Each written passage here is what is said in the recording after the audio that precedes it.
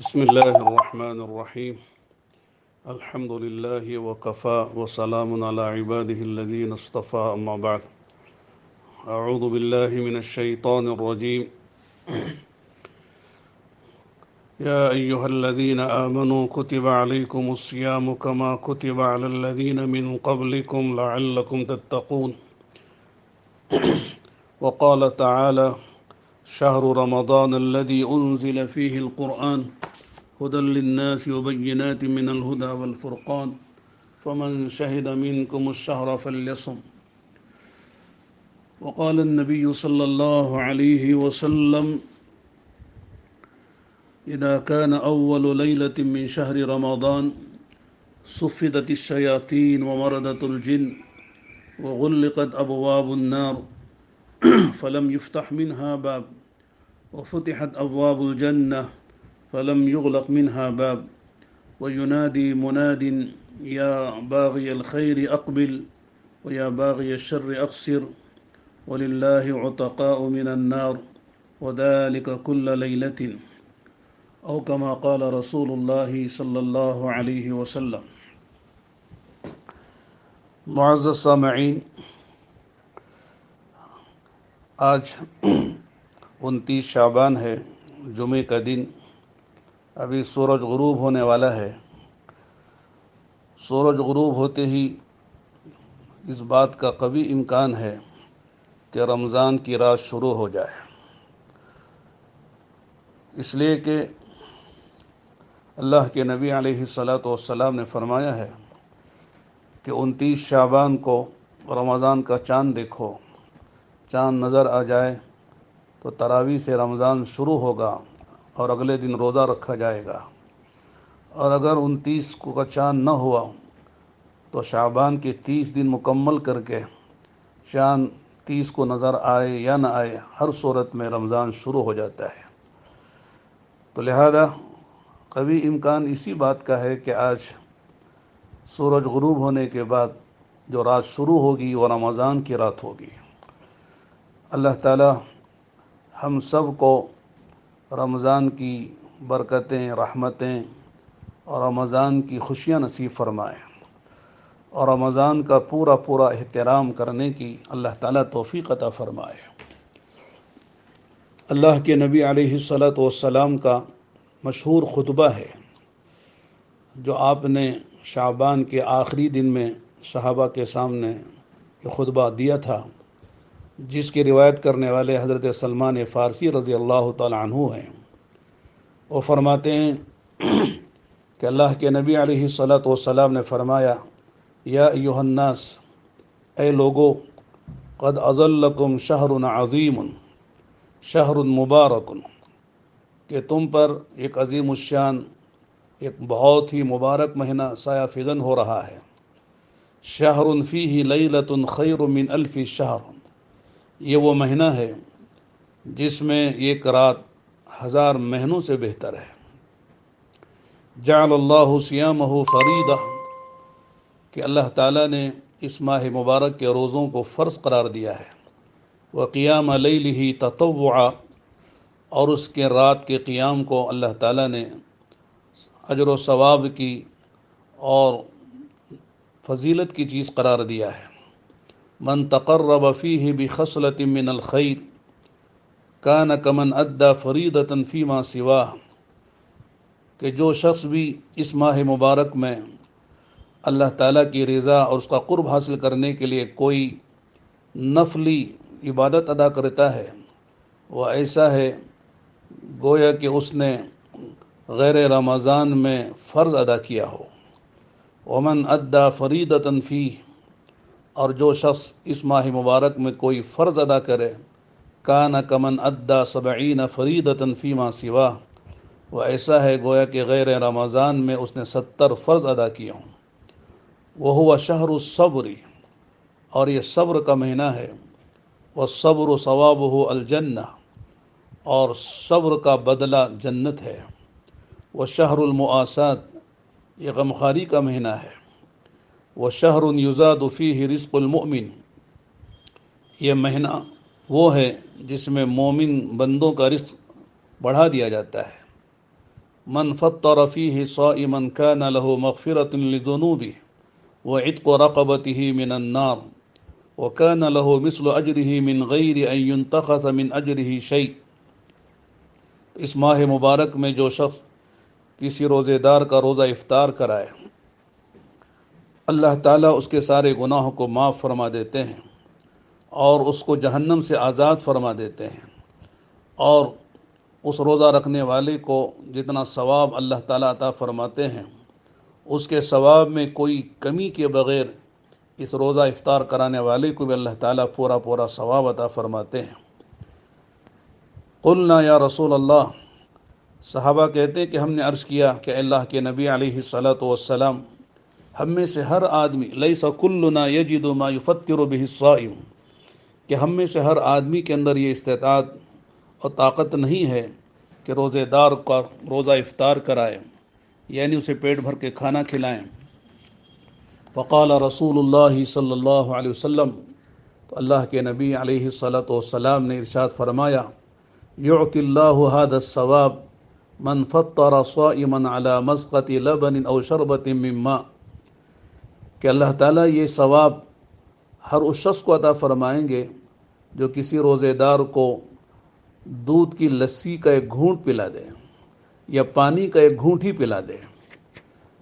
ومن اشبع صائما سقاه الله من حوض شربة لا يظمأ حتى يدخل الجنہ، اور جو شخص کسی روزے دار کو پیٹ بھر کے کھلائے، اللہ تعالیٰ اسے میرے حوض کوثر سے ایسا مشروب پلائیں گے کہ اسے جنت میں داخل ہونے تک پیاس نہیں لگے گی۔ هو شہر اولہ رحمہ، یہ وہ مبارک مہینہ ہے جس کا ابتدائی حصہ رحمت ہے، وأوسطہ مغفرہ، اور اس کا درمیانی حصہ مغفرت ہے، وآخرہ عتق من النار، اور اس کا آخری حصہ، آخری اشرہ آگ سے آزادی کا ہے، آگ سے آزادی دلانے والا ہے۔ ومن خفف عن مملوکہ فیہ غفر اللہ لہ واعتقہ من النار، جو شخص اپنے غلام خادم سے کے کام میں تخفیف کر دیتا ہے، اس کے کام کو ہلکا کر دیتا ہے، اللہ تعالیٰ اس کی مغفرت فرما دیتے ہیں اور اسے آگ سے آزادی عطا فرماتے ہیں۔ یہ وہ اللہ کے نبی علیہ الصلاۃ والسلام کا مبارک خطبہ ہے جس میں رمضان اور رمضان سے متعلق جتنی اہم چیزیں ہیں اور جو ضروری ہیں، وہ سب اللہ کے نبی علیہ الصلاۃ والسلام نے اس اپنے خطبے میں بیان فرمائی ہے، اور وہ بھی شعبان کے آخری دن آپ نے یہ خطبہ دیا ہے۔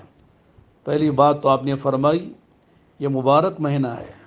یہ عظیم الشان مہینہ ہے، برکتوں والا مہینہ ہے،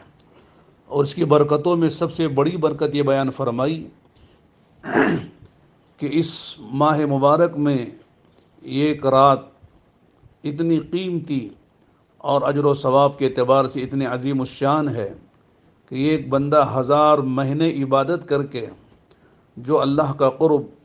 اور اجر و ثواب حاصل کر سکتا ہے، اس ایک ہی رات میں عبادت کر کے وہ حاصل کر سکتا ہے۔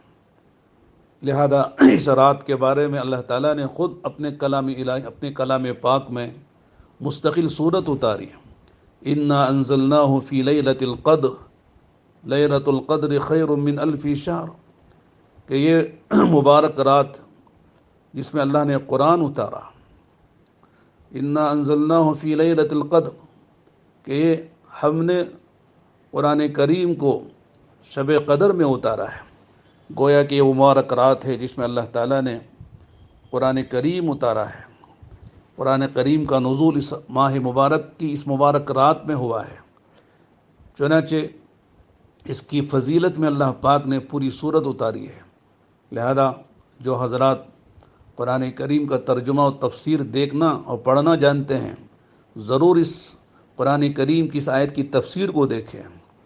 تاکہ ہم سب کو پتہ چلے کہ اللہ تعالیٰ نے اس مبارک صورت میں اللہ تعالیٰ نے کیا بیان فرمایا ہے اور اس رات کی کیا فضیلت ہے، اس رات کو قرآن سے کیا تعلق ہے۔ دوسری بات، اللہ تعالیٰ نے، اللہ کے نبی علیہ الصلاۃ والسلام نے جو بات فرمائی ہے وہ یہ ہے کہ وجعل اللہ صیامہ فریدہ، اس ماہ مبارک میں اللہ تعالیٰ نے اس ماہ مبارک کے روزوں کو اللہ نے فرض قرار دیا ہے۔ چنانچہ قرآن کریم میں جو آیتیں ہم نے ابتدا میں پڑھی، اللہ فرماتے ہیں یا ایھا الذین آمنوا کتب علیکم الصیام کما کتب علی الذین من قبلکم لعلکم تتقون، کہ اے ایمان والو ہم نے تم پر روزے فرض کیے ہیں جیسے کہ تم سے پہلی امتوں پر بھی روزے فرض کیے گئے ہیں تاکہ تمہارے اندر تقوی پیدا ہو۔ تو معلوم یہ ہوا کہ رمضان کے روزے فرض ہیں۔ رمضان کی روزوں کی فرضیت کا اقرار کرنا، اس پر ایمان لانا یہ فرض ہے۔ اگر کوئی مسلمان رمضان کی روزوں کی فرضیت کا منکر ہے اور رمضان کے روزوں کی فرضیت کا قائل نہیں ہے تو اس کا ایمان بھی معتبر نہیں ہے۔ چنانچہ ہر مسلمان کو رمضان کے روزے رکھنا ہے۔ جو مرد عورت بالغ ہیں ان سب پر رمضان کا چاند دیکھ کر روزے رکھنا اور پھر شوال کا چاند دیکھنے تک روزے رکھنا 29 یا 30 یہ فرض ہے۔ ہاں اللہ تعالیٰ نے، چونکہ اللہ کا دین آسان ہے، لا یکلف اللہ نفسا الا وسعها، اللہ تعالیٰ کسی بھی اپنے بندے اور بندی کو اتنا ہی مکلف کرتے ہیں، اتنا ہی کرنے کو کہتے ہیں جو وہ کر سکتا ہے۔ چنانچہ اللہ نے سہولت بھی دی ہے۔ اگر کوئی مسلمان مرد و عورت رمضان کے مہینوں میں بیمار ہے یا مسافر ہے تو رمضان میں سفر کی وجہ سے، بیماری کی وجہ سے روزہ نہیں رکھ سکتا ہے تو کوئی حرج کی بات نہیں ہے، روزہ چھوڑنے کی گنجائش ہے۔ لیکن جب بیماری ختم ہو جائے یا سفر سے واپس آدمی اپنے وطن لوٹ آئے، مقیم ہو جائے تو پھر روزہ رکھنا ضروری ہے۔ تو لہذا سفر کی وجہ سے، بیماری کی وجہ سے، یا کوئی عورت ہے امید سے ہے یا بچے کو دودھ پلاتی ہے تو اسے روزہ رکھنے میں دشواری ہے، تکلیف ہے تو روزہ چھوڑ سکتی ہے، لیکن بعد میں روزے کی قضا کرنی ضروری ہے۔ چنانچہ مسلمان کسی حال میں روزہ نہ چھوڑے، کوشش کرے کہ رمضان کا روزہ رمضان ہی میں رکھے۔ اور جہاں تک رمضان کے روزوں کے مسائل ہیں ان کو حضرات علماء کرام سے معلوم کریں۔ مستورات بہشتی زیور کے ذریعے سے مسائل معلوم کر سکتی ہیں، حضرات علماء کے ذریعے سے معلوم کر سکتے ہیں۔ لہذا اللہ تعالیٰ نے روزے کو بہت آسان بنا دیا ہے، خاص طور سے ان حالات میں جس سے آپ گزر رہے ہیں۔ لاک ڈاؤن ہے، آدمی کو کہیں آنا جانا نہیں ہے، عام طور سے سارے ہی لوگ مقیم ہیں، مسافر شاید ہی کوئی ہوگا، اور گھروں میں رہنے کی وجہ سے باہر کی مشقتیں سے بھی بچے ہوئے ہیں، اس لیے روزہ رکھنا ان دنوں میں بہت ہی آسان ہے۔ لہذا رمضان المبارک کا سب سے بڑا احترام یہ ہے کہ ہر مسلمان مرد عورت روزے کا اہتمام کرے اور کسی حال میں روزہ نہ چھوڑے۔ اگر کسی عذر سے روزہ چھوٹتا ہے تو پھر اسے بعد میں رکھ لینا ضروری ہے۔ اللہ کے نبی علیہ الصلاۃ والسلام نے فرمایا ہے کہ اگر کوئی مسلمان روزہ رکھ سکتا ہے لیکن روزہ نہیں رکھا، نہ کوئی عذر تھا، نہ کوئی بیماری تھی، نہ کوئی سفر تھا، لیکن پھر بھی روزہ نہیں رکھا تو بہت بڑا نقصان اس کا ہوا ہے۔ چنانچہ آپ نے فرمایا من افطر یوما من رمضان من غیر رخصۃ ولا مرض لم یقض عنہ صوم الدہر کلہ وان صامہ، اگر کوئی شخص رمضان کا ایک روزہ چھوڑ دے بغیر کسی رخصت کے، بغیر کسی بیماری کے، یعنی کوئی عذر بھی نہیں ہے، کوئی بیماری بھی نہیں ہے، رمضان کا روزہ چھوڑ دیا، تو فرمایا رمضان کے بعد اگر زندگی بھر بھی روزہ رکھتا رہے تو رمضان کا روزہ چھوڑنے کا جو نقصان ہوا ہے، جو اسے خسارہ ہوا ہے، اس کی تلافی مشکل ہے۔ اگرچہ کہ قانونی اعتبار سے ایک روزے کی قضا ایک روزے سے پوری ہو جاتی ہے، لیکن رمضان کی برکتیں، رمضان میں روزہ رکھنے کی برکتیں اور جو اجر و ثواب رمضان میں روزہ رکھنے کا ہوتا، جو اس نے بغیر عذر کے، بغیر بیماری کے چھوڑ دیا ہے، اس کی تلافی زندگی بھر کے روزوں سے نہیں ہو سکتی ہے۔ اس لیے ہر مسلمان کو چاہیے کہ رمضان کا احترام روزوں کے ذریعے سے کرے، کسی حال میں روزہ نہ چھوٹے۔ روزے کے بڑے فضائل ہیں۔ اللہ کے نبی علیہ الصلاۃ والسلام نے فرمایا من صام رمضان ایمانا واحتسابا غفر له ما تقدم من ذنبه، کہ جو مسلمان رمضان کے روزے رکھے ایمان کے ساتھ، اور روزے پر جو اجر و ثواب اللہ کی طرف سے اور اللہ کے نبی علیہ الصلاۃ والسلام نے سنایا ہے، بتایا ہے، اس پر یقین کرتے ہوئے، تو اللہ تعالیٰ اس رمضان کے روزوں کی برکت سے اس کے پچھلے سارے گناہ معاف فرما دیتے ہیں۔ اسی طرح فرمایا من قام رمضان ایمانا واحتسابا غفر له ما تقدم من ذنبه، کہ جو شخص ایمان و احتساب کے ساتھ رمضان میں قیام کرے، یعنی تراویح کی نماز پڑھے، تو اللہ تعالیٰ اس کے سارے گناہوں کو معاف فرما دیتے ہیں۔ چنانچہ رمضان کی عبادتوں میں ایک اہم عبادت جو رمضان ہی سے متعلق ہے، غیر رمضان میں عبادت نہیں ہے، وہ تراویح کی نماز ہے۔ چنانچہ 20 رکعت تراویح 10 سلاموں کے ساتھ پڑھنا ہر مسلمان مرد و عورت پر سنت مؤکدہ ہے۔ عام طور سے مرد حضرات پڑھ لیتے ہیں، عورتیں اس میں سستی کاہلی برتتی ہیں، لہذا جس طرح مردوں کے لیے سنت مؤکدہ ہے 20 رکعت تراویح کا پڑھنا 10 سلاموں کے ساتھ، اسی طرح مستورات کے لیے بھی ہے۔ حالات کی وجہ سے ہم مسجدوں میں نہیں جا سکتے، مسجدوں میں الحمدللہ 4-5 آدمی وہ تراویح پڑھ رہے ہیں، جیسے دیگر نماز جماعت سے ادا ہو رہی ہیں، اس طرح تراویح بھی ہو رہی ہے۔ الحمدللہ مسجد ویران نہیں ہے، مسجدیں آباد ہیں۔ الگ بات ہے کہ مسجد میں وہ یعنی مسجدیں تمام محلے کے مسلمانوں سے آباد نہیں ہیں۔ مسلمان حالات کی وجہ سے، لاک ڈاؤن کی وجہ سے اور کرونا وائرس کی اس بیماری کی وجہ سے، جو طبی اعتبار سے حکومت اور اطباء اور ڈاکٹروں نے جو تجاویز طے کی ہیں، اس کو سامنے رکھتے ہوئے مسلمان مسجد میں جانے سے قاصر ہیں، لیکن الحمدللہ مسجدیں آباد ہیں، مسجدوں میں تراویح ہو رہی ہے، بس مختصر جماعت ہے۔ باقی سارے مسلمان مرد عورت اپنے اپنے گھروں میں تراویح کا اہتمام کریں، تراویح کسی صورت میں ناغہ نہ کریں، اس لیے کہ اللہ کے نبی علیہ الصلاۃ والسلام کی جو حدیث آپ نے سنی کہ اللہ کے نبی علیہ الصلاۃ والسلام نے فرمایا کہ رات کے قیام کو اللہ تعالیٰ نے بڑے اجر و ثواب کا سبب بنایا ہے، اور رمضان کے نفل غیر رمضان کے فرضوں کے برابر ہے، اور جو رمضان میں فرض ادا کرے اسے غیر رمضان کے 70 فرضوں کے برابر ثواب مل رہا ہے۔ گویا کہ ایمان والوں کے لیے ایک موقع ہے، سیزن ہے آخرت بنانے کا، اللہ کو راضی کرنے کا، اللہ کا تقرب حاصل کرنے کا، اور جنت کو سجانے اور اس جنت کو بنانے کا، لہذا اس میں غفلت ہرگز نہ ہونی چاہیے۔ چنانچہ رمضان کے روزوں کے فضائل کے بارے میں بے شمار اللہ کے نبی علیہ الصلاۃ والسلام کے اقوال ہیں، آپ کی حدیثیں ہیں۔ آپ علیہ الصلاۃ والسلام نے فرمایا کہ فی الجنت 8 ابواب، جنت میں 8 دروازے ہیں، منہا باب یسمی الریان، ان 8 دروازوں میں سے ایک دروازہ ہے جس کا نام ریان ہے، لا يدخلہ الا الصائمون، اس میں روزے دار ہی داخل ہوں گے۔ اللہ تعالی ہم سب کو اہتمام سے رمضان کے روزے رکھنے کی توفیق عطا فرمائے، تراویح کا اہتمام کرنے کی توفیق عطا فرمائے۔ جن گھروں میں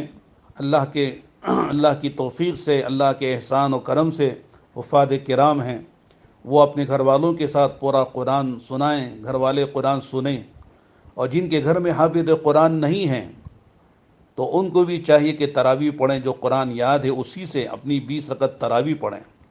اور آئندہ کے لیے اللہ سے مانگے کہ ہمارے گھر میں بھی حافظ قرآن ہو۔ اگر آج ان حالات میں ہمارے گھر میں کوئی حافظ قرآن ہوتا تو ہم بھی رمضان کے مہینے میں تراویح میں قرآن سن لیتے، اس لیے کہ رمضان میں 2 چیزیں الگ الگ ہیں۔ ایک تراویح ہے جو پورے 29 یا 30 دن تراویح کا پڑھنا مستقل سنت ہے، اور پورے رمضان میں کم سے کم 1 مرتبہ پورا قرآن تراویح میں پڑھنا اور سننا، یہ مستقل سنت ہے۔ چنانچہ ہم اگر حافظ قرآن نہیں ہیں، ہماری قسمت نہیں ہے، تو کم سے کم رمضان کے پورے مہینے میں تراویح پڑھیں، اور جتنا قرآن جسے یاد ہے اس کو وہ سنائیں۔ آخری درجے میں علم ترا سے لے کر آخر تک اسی سے تراویح پوری پڑھ لیں، تراویح کا اہتمام ہو۔ اس کے ساتھ ساتھ جو اہل ثروت ہیں، اہل دولت ہیں، اپنے پورے مال کا حساب لگا کر، جس میں مالی تجارت بھی ہے، نقدی بھی ہے اور سونا چاندی بھی ہے، اس کا حساب لگا کر 40واں حصہ اپنے مال کی زکوٰۃ ضرور نکالیں۔ یہ بھی فرض ہے اور ارکان اسلام میں سے ہے۔ زکوٰۃ کے نکالنے کے بڑے فضائل ہیں، نہ دینے کے پر بڑی وعیدیں ہیں، لہذا عورتیں بھی مرد بھی اپنے اپنے مال کا حساب لگا کر پوری زکوٰۃ نکالیں اور مستحقین زکوٰۃ تک خود زکوٰۃ پہنچائیں، اپنے رشتہ داروں میں، اپنے پڑوسیوں میں جن کو زکوٰۃ لینا جائز ہے اور جن کو دینا صحیح ہے، ان کو معلوم کر کے زکوٰۃ ادا کریں۔ اس کے ساتھ ساتھ مدارس ہیں جو ہمارے دین کے قلعے ہیں، جہاں سے ہماری دینی ضرورتیں پوری ہوتی ہیں، لہذا اس کا بھی خیال رکھا جائے۔ لاک ڈاؤن کی وجہ سے اہل مدارس ہم تک نہیں آ سکتے، لیکن ہم ان تک خود پہنچانے کی جو بھی شکل ہو اس کو پورا کرنے کی کوشش کریں۔ ان کے سفراء اگر نہ آئیں تو ان تک پہنچانے کی جو بھی شکلیں ہم سمجھ سکتے ہیں ان سے رابطہ کر کے پہنچانے کی کوشش کریں۔ یہ ہماری اپنی ذمہ داری ہے، یہ ہمارا اخلاقی اور دینی فرض، دینی فریضہ بھی ہے۔ اس کے ساتھ ساتھ جو بھی محتاج ہیں، ضرورت مند ہیں، چاہے وہ مسلم ہو غیر مسلم ہو، ان سب کی ضرورتوں کو پورا کریں۔ اللہ کے نبی علیہ الصلاۃ والسلام نے فرمایا، الخلق عیال اللہ، کہ ساری مخلوق اللہ کی عیال ہے، اللہ کا خاندان ہے۔ وَأَحَبُّ الْخَلْقِ إِلَى اللَّهِ أَنْفَعُهُمْ لِعَيَالِهِ، اللہ تعالیٰ کو سب سے زیادہ محبوب وہ اللہ کے بندے اور بندیاں ہیں جو اللہ کے بندوں کو، اللہ کی مخلوق کو نفع پہنچائیں۔ لہذا کوئی بھوکا ہے کھلائیں، کوئی ننگا ہے پہنائیں، کوئی بیمار ہے اس کی دوا علاج کا فکر کریں، جس کی جیسی حاجت اس کا فکر کریں۔ اسلام نے ہمیں یہی سکھایا ہے، مسلمان اسی کو کہتے ہیں۔ اللہ کے نبی علیہ الصلاۃ والسلام نے فرمایا کہ ما آمن بی من بات شبعان وجارہ فی جنبہ جائع ویعلم بہ، وہ شخص مجھ پر ایمان لانے والوں میں اس کا شمار نہیں ہے جو خود پیٹ بھر کے کھا کے سو رہا ہو اور اس کے پڑوس میں اس کا پڑوسی بھوکا ہے اور اس کو اس کے بھوکے رہنے کا علم بھی ہے، لیکن پھر بھی اس کی خبر نہیں لیتا ہے، تو گویا کہ وہ مجھ پر ایمان لانے والوں میں اس کا شمار نہیں ہے۔ کتنی بڑی بات ہے، کتنی اہم بات اللہ کے نبی علیہ الصلاۃ والسلام نے فرمائی ہے۔ لہذا درخواست ہے تمام اہل ایمان سے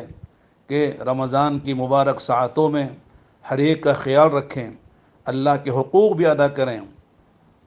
روزے، نماز، تراویح، تہجد، دعا اور بکا اور توبہ استغفار کے ذریعے سے، اور اللہ کے بندوں کا بھی خیال رکھیں صدقہ خیرات کر کے۔ اور جیسے آقا نے فرمایا کہ یہ مہینہ غمخواری کا مہینہ ہے، یہ مہینہ ایک دوسرے کا ساتھ، ایک دوسرے پر خرچ کرنے کا مہینہ ہے۔ چنانچہ اللہ کے نبی علیہ السلام نے فرمایا، رمضان کے ہر رات دن میں اللہ کی طرف سے ایک منادی اعلان کرتا ہے، ینادی منادن یا باغی الخیر اقبل و یا باغی الشر اقصر، اے نیکی کے چاہنے والے، اے نیکی کے دل دادا آگے بڑھ، اے برائی کے چاہنے والے، برائی کے دل دادا رک جا، آگے نہ بڑھ۔ وَلِلَّهِ عُتَقَاءُ مِنَ النَّارِ وَذَلِكَ كُلَّ لَيْلَةٍ، اور رمضان میں اللہ تعالیٰ اپنے بندوں کو جہنم سے آزاد کرتے ہیں، یہ ہر رات اللہ کی طرف سے معاملہ ہوتا ہے۔ پھر دعاؤں کا اہتمام ہو، انشاءاللہ رمضان کی دعائیں، رمضان کا رونا، رمضان کا توبہ استغفار، تہجد، تراویح، خرچ، اللہ کے بندوں پر خرچ کرنا، یہ وہ اعمال ہیں انشاءاللہ ان کی برکت سے اللہ تعالیٰ اپنے غضب کے دروازوں کو بند فرمائیں گے، رحمتوں کے دہانے کھولیں گے، اس لیے کہ یہ مہینہ پہلا عشرہ رحمت کا ہے، دوسرا عشرہ مغفرت کا ہے، آخری عشرہ آگ سے آزادی کا ہے۔ لہذا اس مہینے کو ضائع نہ کریں، گناہوں سے پوری طرح احتیاط کریں، گناہوں سے پوری طرح بچنے کا فکر کریں، خاص طور سے موبائل میں جو گناہ بندہ کرتا ہے موبائل کے راستے سے، اس کا تو زیادہ اہتمام کریں کہ موبائل کے ذریعے سے ہماری آنکھیں، ہمارا دماغ اور ہماری زبان اور ہمارا فکر گناہوں میں مبتلا نہ ہو۔ کم سے کم موبائل کا استعمال کریں، کثرت سے اللہ کے پاک کلام کی تلاوت کریں۔ ہمارے اکابر کا معمول تھا، اگر ہم صحابہ کی بات کہیں، ائمہ اربعہ کی بات کریں اور قرون اولیٰ کی بات کریں، لوگ کہیں گے وہ بڑے لوگ تھے، ہم کہاں ہیں۔ ابھی ماضی قریب کے لوگوں میں ہمارے اکابر کو آپ دیکھ لیں، انہوں نے قرآن کریم کی تلاوت کا کیسا اہتمام کیا ہے۔ پورے رمضان میں روزانہ یہ قرآن ختم کرنے کا عام معمول رہا ہے، پوری رات جاگنے کا عام معمول رہا ہے۔ رمضان میں مخلوق سے کٹ کر خالق سے لو لگانا اور خالق ہی میں غرق رہنا، یہ ہمارے عام اکابر کا حال رہا ہے۔ لہذا بہت اچھا اللہ نے موقع دیا ہے اللہ کو راضی کرنے کا، آخرت کو بنانے کا، اپنے گناہوں سے توبہ استغفار کرنے کا اور اللہ کو راضی کر کے حالات کو اللہ سے بنوانے کا اللہ نے ایک موقع ہمیں پورا مہینہ دیا ہے۔ راتیں بھی اصول کریں، دن بھی اصول کریں، لا یعنی باتوں سے پرہیز کریں،